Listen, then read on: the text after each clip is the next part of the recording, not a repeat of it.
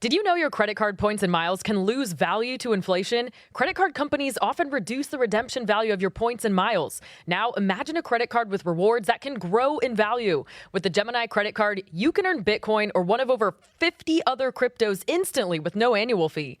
Every swipe at the store or gas pump earns you instant rewards deposited straight to your account. Plus, sign up now for a $200 Bitcoin bonus to kickstart your rewards. Visit Gemini.com/card today. Check out the link in the description for more information on rates and fees. Again, if you're looking to invest in Bitcoin but don't know where to start, the Gemini credit card makes it easy. Always follow the money. That's what I always say. You always follow the money. Yeah. This is Follow the Money with Mitch Moss and Paulie Howard on VSiN.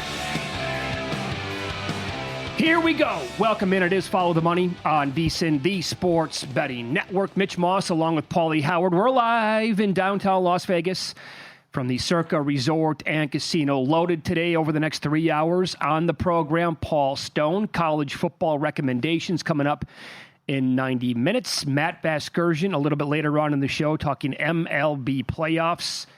And the real Tony Rizzo, ESPN of Cleveland, just watched his Guardians lose a heartbreaker to begin the playoffs. And he was reporting today that Dylan Gabriel's going to get the start for the Browns this week in London against the Minnesota Vikings. So he's coming on the show a little bit later on. A lot to react to from the Monday night games as well.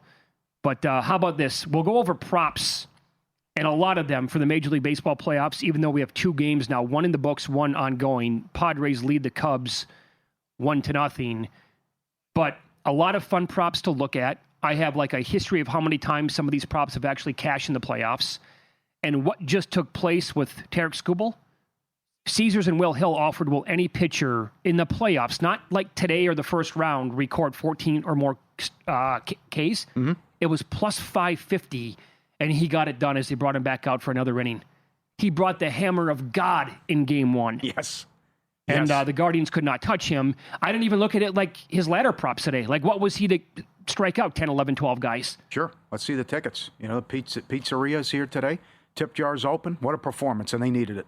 You know, watching that game, and I have Detroit had game 1, and also for the series, I'm thinking, it's a great story and the biggest collapse ever. But don't tell me Cleveland's going to win this game without getting the ball past. Forget about the infield. Yep. Get the ball off the grass as they scored their first run, which was the swinging bunt, and then the chopper off the plate, and the guy scored from second.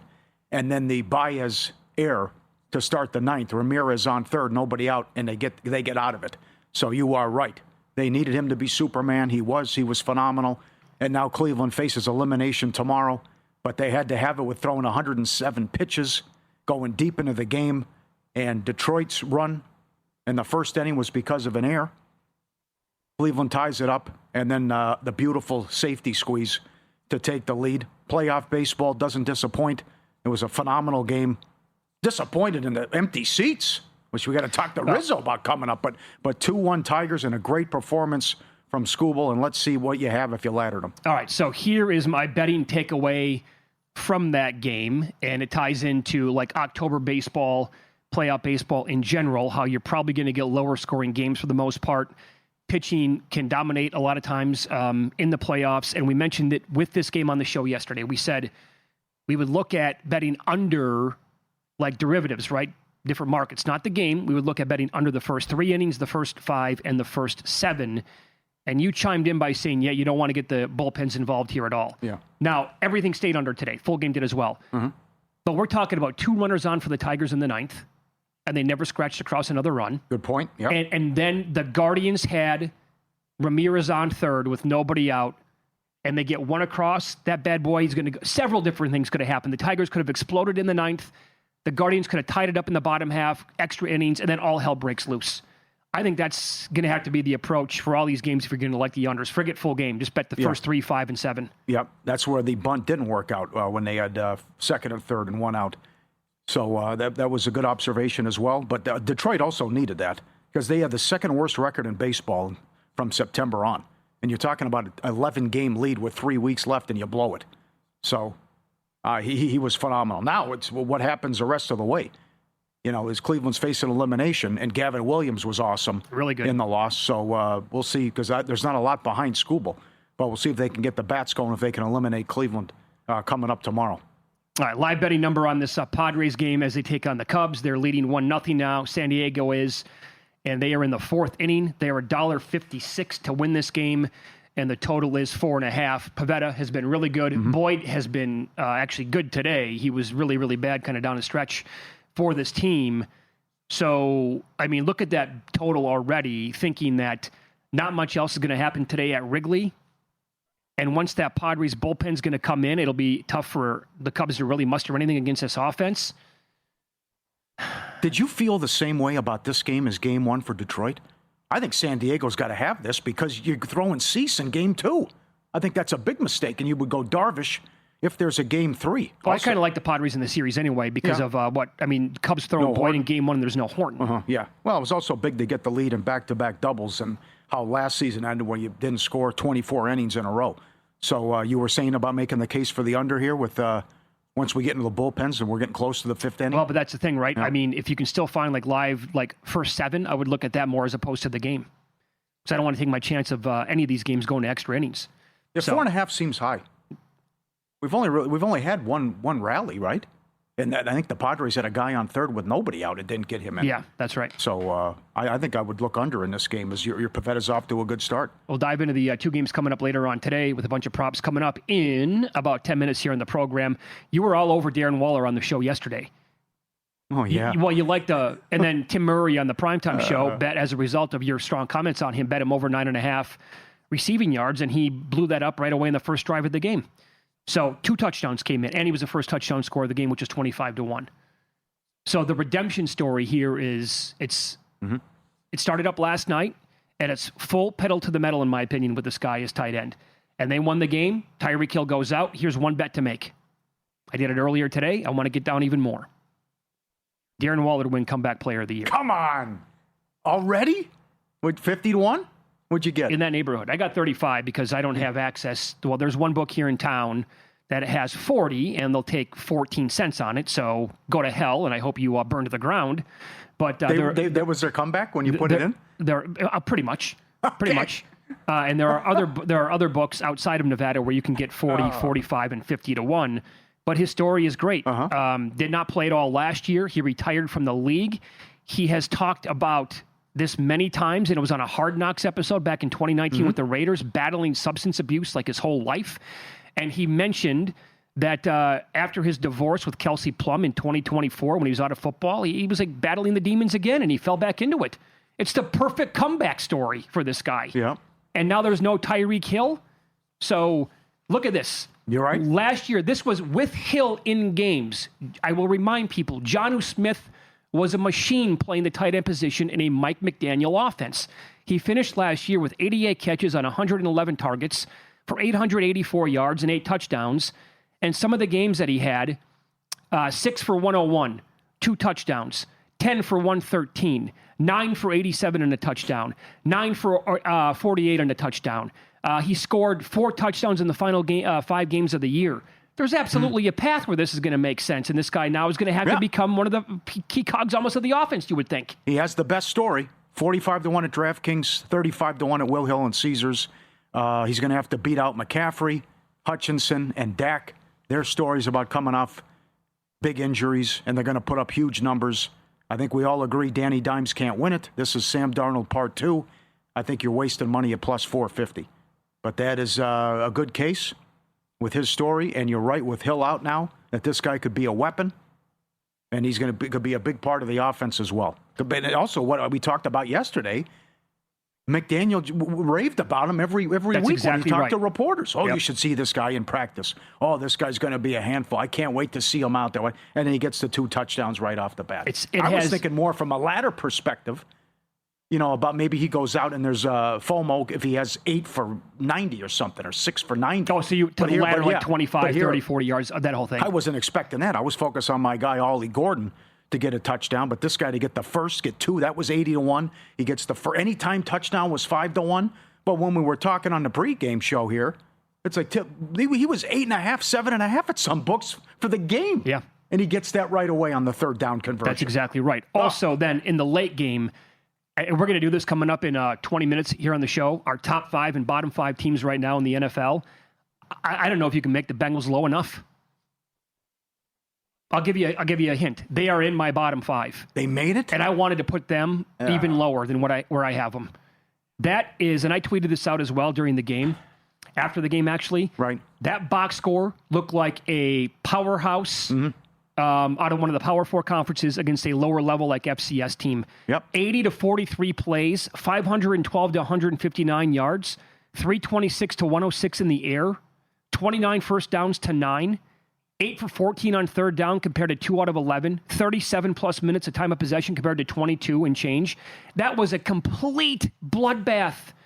And yes, the Bengals have weapons, but it doesn't matter when you have the worst offensive line in the entire league, and your defense is probably worse. Where's the Browning from 2 years ago? Where's the Browning who rallied to beat Jacksonville? What's happened to this guy? Well, what's happened to the team? Everything's dink and dunk. You can't get it to Chase. It's a debacle. The problem is the time to throw last night. I watched some of the replays over and over and over again. Joe Montana would have looked horrendous in the game last night. And here I'm urging them not to bring back Joe Burrow because he will die in the football field playing behind this offensive line. Yep. It was too easy for Nix, too. Guys are wide open. He just had his pick every single time. A little bit of Ingram, a little bit of Sutton, throw to this guy, a little Franklin. They are awful. I know. It was bad. Great job by Aikman, too. Excellent job calling out the officials and the product. I love the NFL. That was a hideous game to watch. And a big reason why was the officials with no flow. And I'm glad Aikman said something about it. That was unfortunate what happened. And how they were throwing a flag every play. Right now, save 40% on our football season special with Follow the Money promo code FTM. Access to everything we do across every sport through the Super Bowl. Every best bet, every host, every guest, the betting systems, the breakdowns, the prop analyzer. Lock it in, 40% off today. Promo code FTM. All tickets cash the same. Soccer, WNBA tonight, NFL, and the NHL is here. Jonathan Davis did a great job. VSiN.com/subscribe. Get 40% off. We'll hit the 2 games in baseball coming up next tonight. A ton of playoff props to discuss. I was stunned at how many times this has happened in recent years. I'll give you the details next here on VSiN.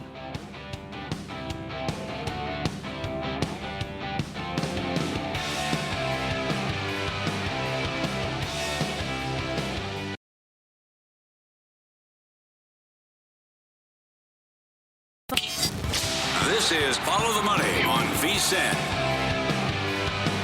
3-1 Cubs, bottom of the 9th, 2 outs. And now they're going to debate something here that took place with Bogarts at the plate.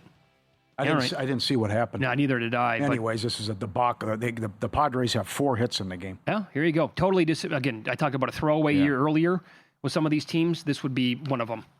If they don't somehow get past this round, and it's not looking great after this. We'll head out here to the Progressive guest line to talk college football this week as professional sports bettor Paul Stone joins the program now. You can follow him on X at Paul Stone Sports. Paul, good afternoon. Let's start here. Great job by Alabama. Now, they didn't score in the second half last week, but to kind of get beyond that debacle against Florida State in week 1 now and to be really looking terrific for the most part. And Ty Simpson is playing excellent football at quarterback. That was a really strong performance on the road against Georgia to come out of there and win and cover that game. Now here you go. They're 11-point favorites, 10.5 some spots against Vandy. Roles are reversed and kind of like back in that role that they played against Florida State in week 1 is a big favorite. But you think the Tide here keep it rolling this week? I'll tell you, I'm going to start, Mitch, by talking about Diego Pavia. I mean, this guy is the heart and soul of Vanderbilt's football resurgence, physically and even statistically. Pavia doesn't appear overly imposing, you might say, but man, he gets the job done, has that it factor as an underdog.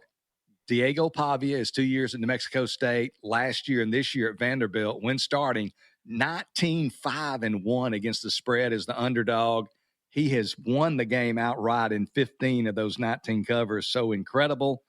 But I don't normally step in front of a, runaway freight train, but this is going to be one of those cases. Not to take anything away from Vanderbilt, but last year the Commodores didn't have they didn't have Bama's full attention. Arkansas, if you remember, they were off an emotionally draining 41-34 victory over Georgia. They got out to that 28-0 lead that you'll recall, and then fell behind in the final few minutes, only to win it on a 75-yard touchdown pass from Jalen Milroe to Ryan Williams. So an emotionally draining victory for Alabama that they were off of. Vanderbilt, they had lost their 60 previous games against AP top 5 opponents. They hadn't beaten Alabama on the field in 40 years. Alabama was favored by 23 points. It couldn't happen, but it did. Vanderbilt 40, Alabama 35. I think the Crimson Tide has got tired of hearing about that loss. There's a little bit of shame, might be too strong of a word, but a proud program like Alabama, they don't lose to Vanderbilt, and this team did. I think they're going to come back with a vengeance. I think they're going to be fully focused. They're going to give their, as I like to call it, collective team psyche since that loss, since that season opening loss at Florida State, rather. Ty Simpson and the Crimson Tide, they've been as good as anybody. I thought Ty Simpson was predictably shaky in his first start ever against Florida State. But, man, these last few games, he has been spot on, extremely accurate against Georgia. I think Alabama's going to roll. I made this number 14.5. It's only 10.5 at most spots now. If you're patient, maybe wait and see if it hits 10. But even at 10.5 or 11, I like the Tide by 2 touchdowns or more over Vanderbilt. Great job, Mr. Stone. Good breakdown. Good luck to you. There are so many great angles with travel spots in the ACC and the Big Ten. Here's one here. Washington, off the big game against Ohio State, now goes to Maryland. Who do you like in that game?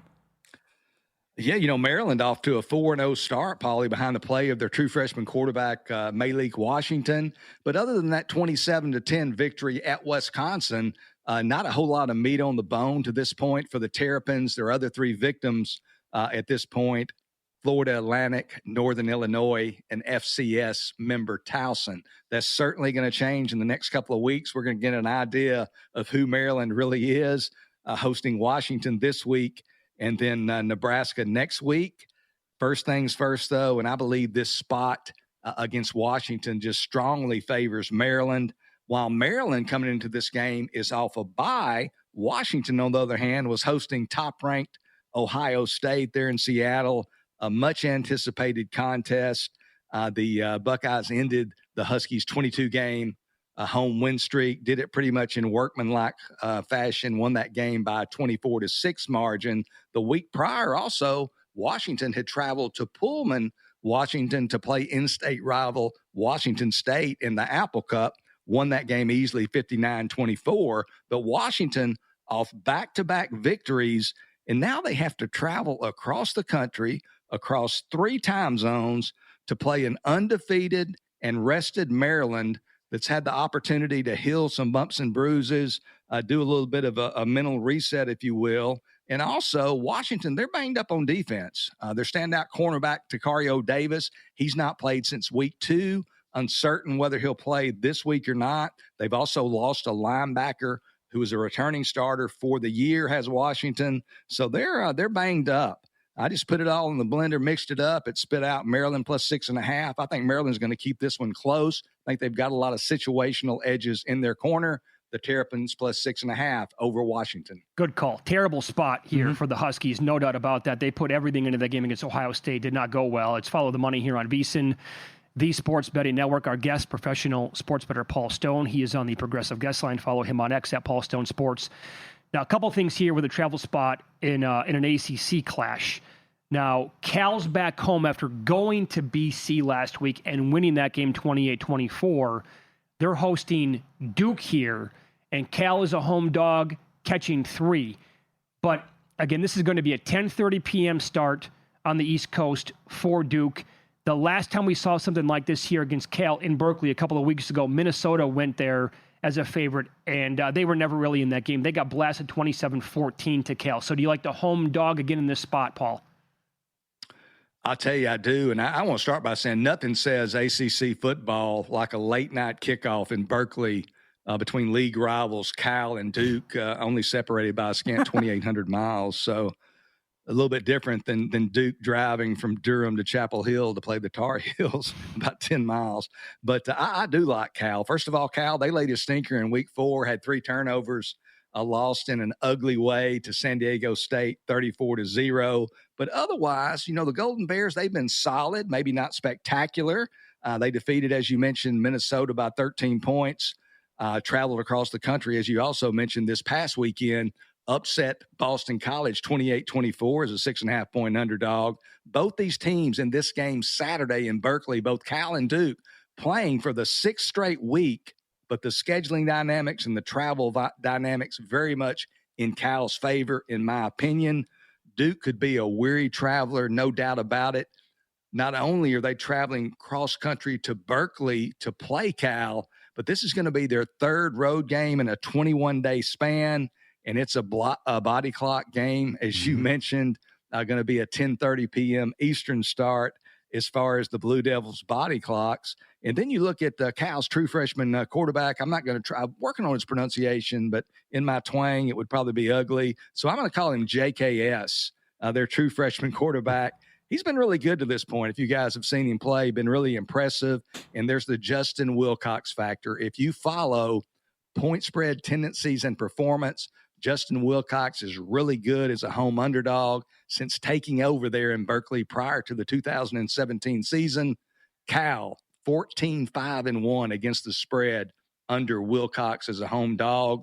Duke is really the better team probably on paper, but again, situationally, everything points to Cal. I think they're going to keep it close, maybe even win. Cal +3 over Duke in ACC football. Very good, sir. Less than 2 minutes left. I might have to bring out the Bobby Petrino costume again for Halloween. What do you think of Arkansas now as Petrino comes in and then goes scorched earth and fires a lot of the defensive coaches? Yeah, I'll tell you, first of all, Paulie, I've been talking to the Follow the Money Army, and they're all in on you being Bobby P again. It's a must do, man. That's classic. So please do that for all of us. You know, I think Petrino obviously would have to be considered the top candidate.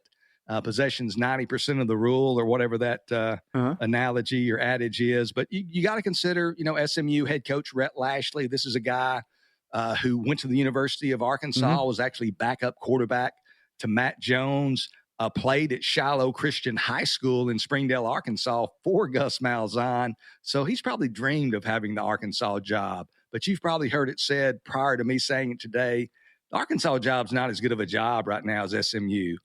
You can make the playoff out of the ACC if you're SMU. In fact, they've already done it. I think it's a very difficult road to hoe for Arkansas in the SEC. Gus Malzahn, he's played at Arkansas, former Arkansas offensive coordinator. You got to think he's a candidate as well. Maybe John Sumrall currently at Tulane, and maybe even Texas San Antonio, Jeff Traylor, the head coach there, gets a look. But to me, it comes back to Bobby Petrino, the interim coach. What interim coach is given the type of latitude to fire 3 defensive coaches, one of whom was a finalist for the Broyles Award just a few years ago? Their defensive coordinator, Travis Williams, and he gets to fire all those people. They've given him carte blanche. It would be insane to me if he's not going to inherit this program, and I would do it now if I'm Arkansas. If he goes 1-6 the last 7 games, they appoint him at the end of the year, they'll say he did a terrible job as interim coach. So I'd go ahead after this bye week. They don't play on Saturday. I'd go ahead and name him head coach Monday if they're going to do that. I think there's a 70% chance that they, the second time around, their hoping's better than the first, and they hire Bobby Great Petrino. stuff, Paul. Yeah, we got to fly. Pizzeria next. Always follow the money. That's what I always say. You always follow the money. Yeah. This is Follow the Money with Mitch Moss and Paulie Howard on VSiN. Welcome in. Thanks for watching today. YouTube TV, listening on Sirius XM channel 158 or any of the affiliates that we have from coast to coast. We're live in downtown Las Vegas from the Circa Resort and Casino, and we have Red Sox-Yankees, huge playoff game.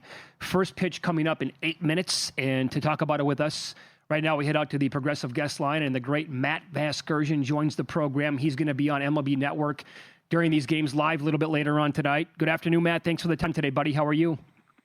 Yeah, good, guys. Always good to chat a little baseball with you. These are the best 2 days of the year for me because you get the opening of the postseason today, and tomorrow we get 4 elimination games. It's just the theater is it's through the roof. I love it. Absolutely. So what do you make of this? The money line on the Yankees Red Sox, phenomenal pitching matchup.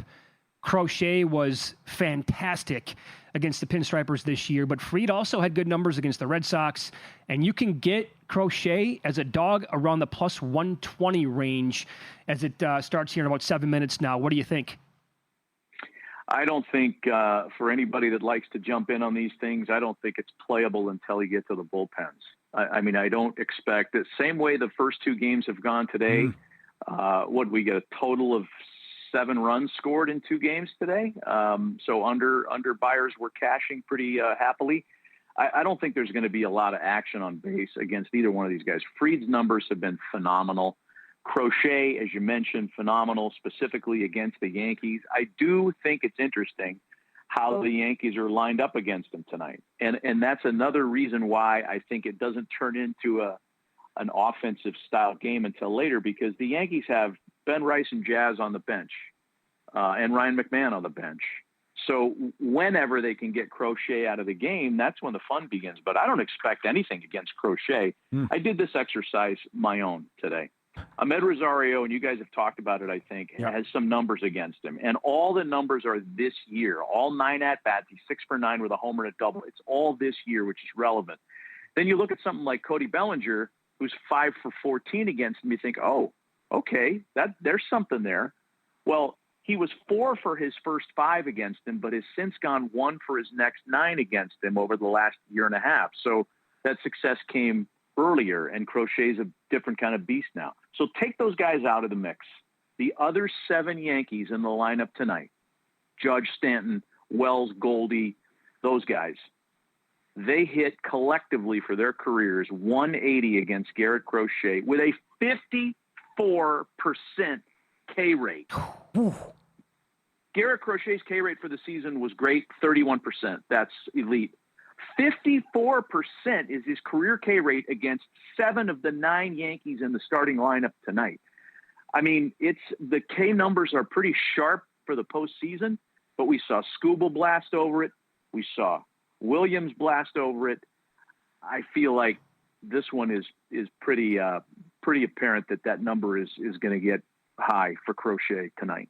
Excellent. Very good. Phenomenal. Your level of concern with the Yankees bullpen, which the Yankees were so good down the stretch, but they have all these issues in the bullpen. And if this thing's tight, I mean, I think you got to give a big edge to the Red Sox. What say you? Yes, I think it's the level of concern I would have for the Yankees bullpen, not only tonight, but for the rest of the postseason, however far they go, is exceedingly high.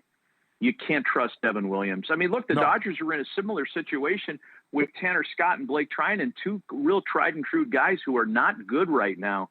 The difference is the Dodgers bullpen that they're going to roll out from now until the end of their run is going to be a completely different group than the bullpen that struggled during the year, because they got Roki Sasaki down there now. They might have Glass now down there. It's different personnel. The Yankees bullpen is what it is.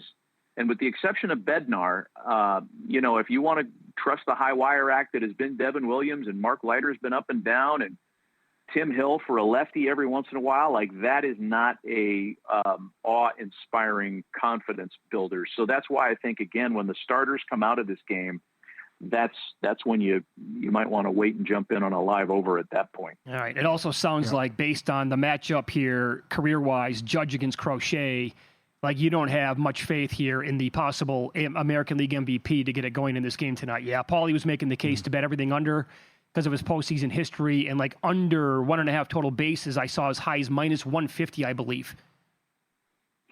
Yeah, the problem with Judge is he's such a freak, and he's the best hitter in the sport. He can get beat 3 straight times, and then he gets jammed on a pitch, and he can hit it out. That's the thing. He's just, to bet on the don't pass line on him, you're really risking it. However, he's faced Garrett Crochet 15 times in his career and struck out 11 times against him.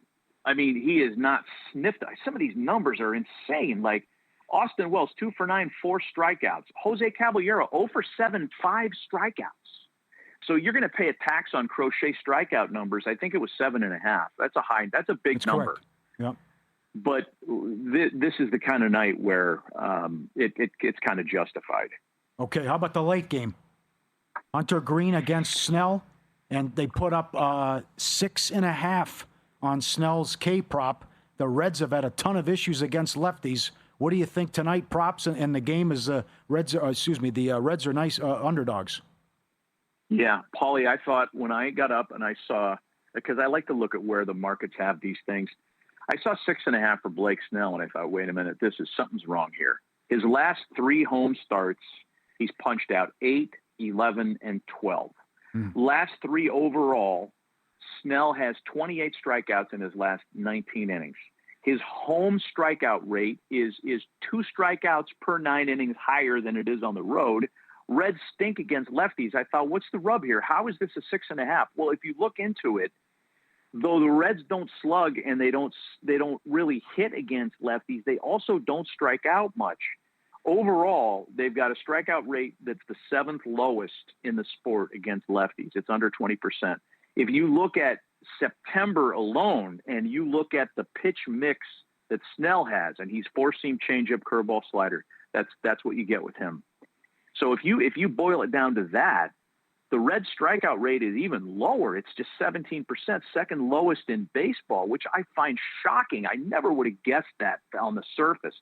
That's probably why whoever wrote that did a nice job, because that 6.5 looks like a sucker bet right now, and it's probably at the right spot. Now, here's the other part of it. Snell's a different animal. Just like we talk about Aaron Judge being a different animal, and you can't really come up with these generalizations with elite generational players like that.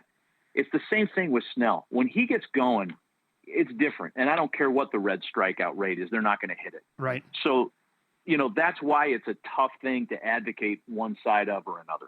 All right, so how about the guy who's opposing him tonight? And it's Follow the Money here on VSiN, the Sports Betting Network. Our guest, Matt Vasgersian, he's going to be on MLB Network later on tonight for these playoff games. Hunter Green's going. He's got incredible strikeout stuff, as we know as well.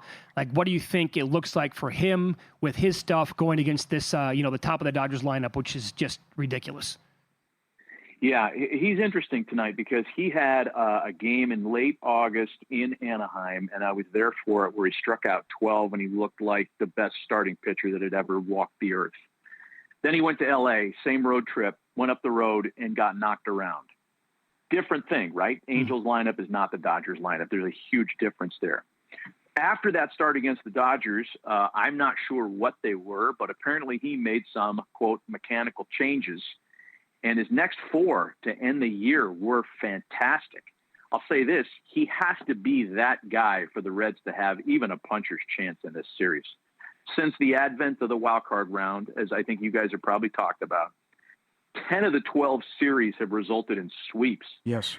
I know it's chalky, but I feel like this is one of them. I don't think the Reds are in the Dodgers class in any category at all. The Dodgers took 5 out of 6 against them during their season series, including beating them up pretty good at Dodger Stadium near the end of the year. I don't know how the Reds flip a switch, and I know anybody can beat anybody in a best 2 out of 3. Every way I look at this, I feel like the Dodgers, first of all, it's all worked according to plan for them, because they didn't necessarily grind to get the best overall record. And Dave Roberts has said this to me personally.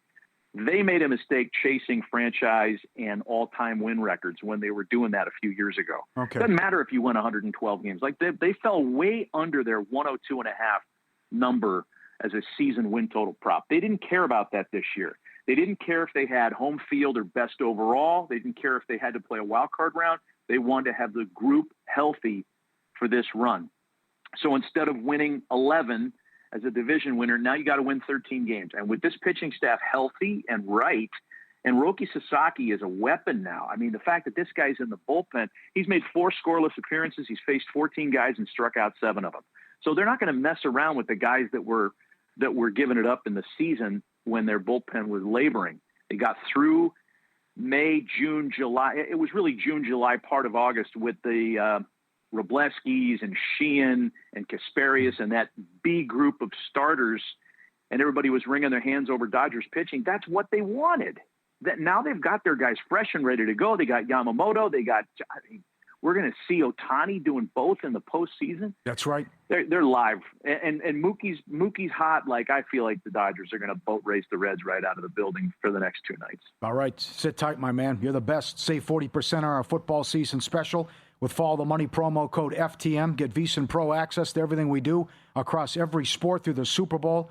Every best bet, every host, every guest, the betting splits, the betting systems, and the prop analyzer and Pro Tools. Lock it in now. 40% off today. Code FTM, VSiN.com/subscribe. All right, that was a sensational breakdown, and Matt Vasgersian is going to hang out here for one more segment right there on the Dodgers, because I want to ask him about World Series prices right now.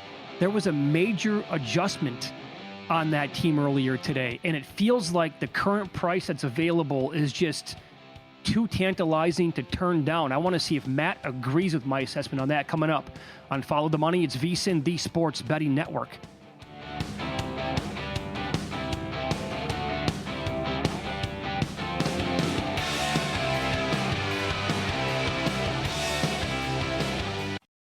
Did you know your credit card points and miles can lose value to inflation? Credit card companies often reduce the redemption value of your points and miles. Now imagine a credit card with rewards that can grow in value. With the Gemini credit card, you can earn Bitcoin or one of over 50 other cryptos instantly with no annual fee. Every swipe at the store or gas pump earns you instant rewards deposited straight to your account. Plus, sign up now for a $200 Bitcoin bonus to kickstart your rewards. Visit Gemini.com/card today. Check out the link in the description for more information on rates and fees. Again, if you're looking to invest in Bitcoin but don't know where to start, the Gemini credit card makes it easy.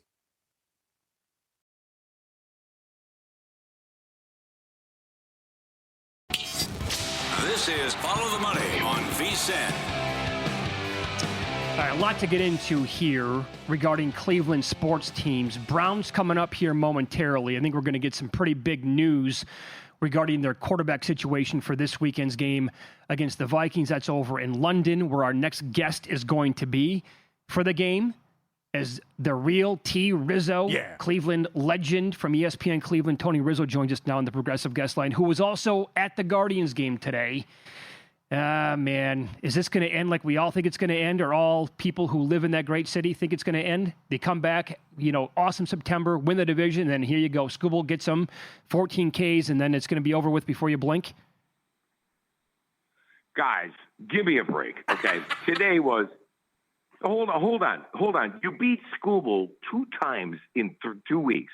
You think you're going to beat him 3 times in 2 weeks? That's not going to happen. Guards will be okay tomorrow. Bivey's got a big start, but I like him. Once they got to the bullpen, that game was winnable tonight. Very winnable. But these teams know each other better than anyone in baseball. And the Guards know Scooble. Give him his credit. My God. I mean, what was it, 13 strikeouts? Yeah. 14. He's 14. He's the real deal. Yep. I know you called me about the Browns, Paulie. Go ahead. Yeah. Okay. So you're reporting this now. That after the loss against Detroit, now you go to London, as you mentioned, to take on a nasty Minnesota defense. It's been weird how they've handled this from the get-go with all these quarterbacks. And what's going to happen here if you got the breaking news on what Cleveland does and you'll be there? First of all, we're going to London tomorrow. We're expecting Gabriel to be named starter tomorrow. I will say this. There is a divide in the building, per my people. Stefanski would rather start Flacco until the Pittsburgh week, but the GM and Jimmy Haslam want to see the kid. And guys, I want to be honest. I want to see the kid. I love Joe Flacco. 2 years ago, that was magic. But 2 years later, he's older, he's slower, and the offensive line is a lot worse. Okay. No tackles. You need a kid that can move. I think they're going to go with Gabriel tomorrow. The big question is, will Shedeur be the backup, or will they let Flacco be the backup for this game? That's the big question.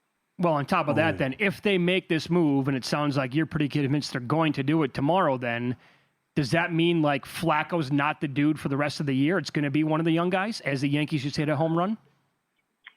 Probably, but you know how this goes, Mitch. The Browns start 3, 4, 5 quarterbacks a year. So it's all up in the air. But I think they want to see the kid with this offense. Let me say this. I'm a Sanders guy.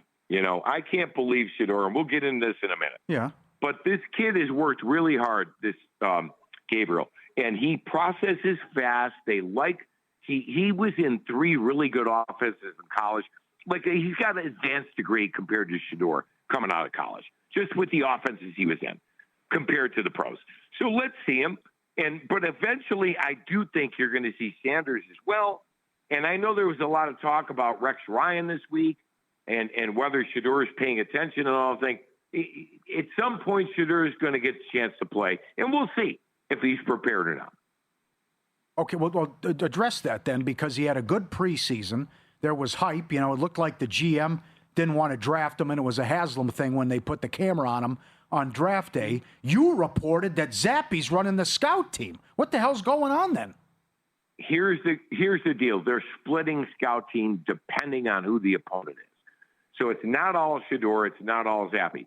But the Browns they want it out there that the kid's getting, 8 to 10 reps at the end of practice. Guys, listen, if you commit to a guy, you commit to a guy. The Browns haven't committed. They're not committed to Sanders. They're more committed to Gabriel. They drafted him ahead of Sanders. And they committed to Flacco for 4 games. The offense is terrible. They're averaging 14 points. Time to make a change. Against the Minnesota defense? Yeah. But Mitch, the Steelers are the next week. You played look at the Browns' first 4 games. I can't believe they won a game against the Packers, by the way. Yeah. Shame on the Packers. My God, that was, my Lord, that, my God, But this is a mess, and I think the Browns still draft a quarterback next year. Oh, my God. I do, Paul. That's why they have 2 number 1s, Paulie. Well, even though the Badger quarterback... Set it up. That's why they traded down for Mason Graham. Yes, Paul. Okay, so let me ask you this. Bet the under. Bet the team total under. I don't know. If this kid starts, who knows? He might give him a spark for a week or 2.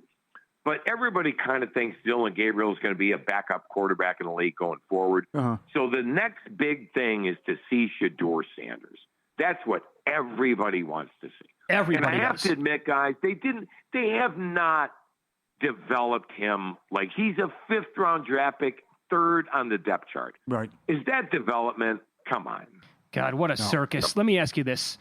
If I decided to fly into Cleveland this weekend, right, how long would it take for me to feel the pain and the sadness of that city after I land? Mitch, since Bernie Kosar, I haven't had a franchise quarterback. Now, Baker, that's another guy's, by the way. Baker's success in Tampa is a whole nother lightning rod in this town right now. But we really haven't had a franchise quarterback. It's painful. By the way, let me say this, Paulie, Mitch. Deshaun Watson is eligible to be practicing as of this week. So there's some window where they would activate him or whatever. He's on the roster. There are some people who think if it got down to that, he could start a game this year. Could you imagine? Oh, no. What? Yes. Yes. So what are we going to do? We're going to go from Flacco to Gabriel to Sanders to Watson? That would be the progression, Mitch. And then yes, so then they drafted a quarterback in the 1st round next year, and then whose team is it? Mitch, you're asking me to predict what the Browns do? Guys, this is my life. This is my livelihood. I can't do it. I've done this going on my 40th year.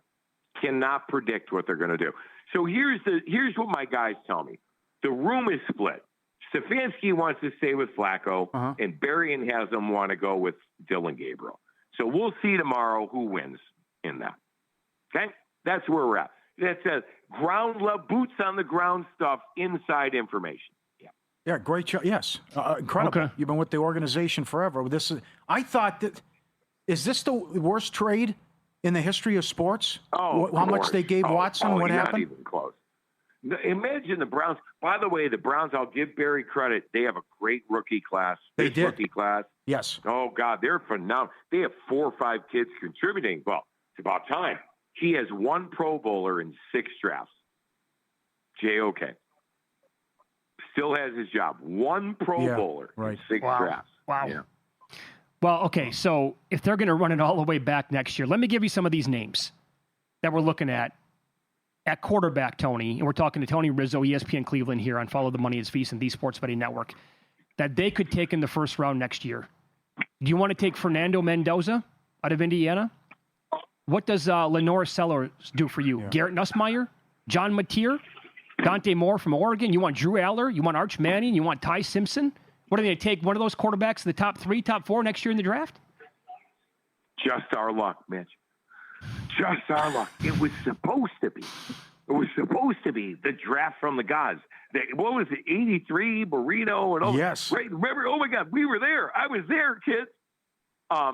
Just our luck. Yeah, they don't look like there's a couple options. Mitch, everybody's so the one thing that I would say that the Browns are looking forward to, maybe they don't have to be in the top 3 to get the quarterback they want. You know, Jackson Dart, I don't know. Guys, all I know is it's been since 1999, and we still don't have the quarterback figured out, okay? Yep. You know, and it's the despair here in Cleveland with Browns fans it's in an all-time high. It really is. I can't even imagine what it's like there for fans who go to like a bar on Sundays to watch games to get a couple of drinks in them. Oh, Mitch. And God love them. Mitch, I get people. I'm taking 300 people to London tomorrow to go watch the Browns. We sold out a trip to go to London. We're 1-3. The Vikings are a good team. We're going to go 300 people strong. God love Browns fans. They're the best in the NFL. Never been to a Super Bowl. Still support team. You're a Steeler fan. You won 6 Super Bowls. Come on, stop. You're a Browns fan. You're still a fan. Fantastic. Absolutely. I met a bunch of them when you were out. We'll see you in late November when the Browns come here. Oh, no, I'll be there. Is it F1, guys? Tell me no. Please tell me no, it's not F1 that week. Mitch, I don't know. Got to check the dates. You might be running into it. It's F1, guys. Yeah. Thanks, the Browns play. F1 is Saturday. The Browns play Sunday. I can't get across the strip. Well, send a limo. Don't worry about it. You're the best. Oh, my God. He's right. Since 99. Remember the jerseys with all the different quarterbacks that drafted? The fans deserve a winner. Yes, the ownership group. I'm not so sure. No. In Pocket Place coming up here on VSiN.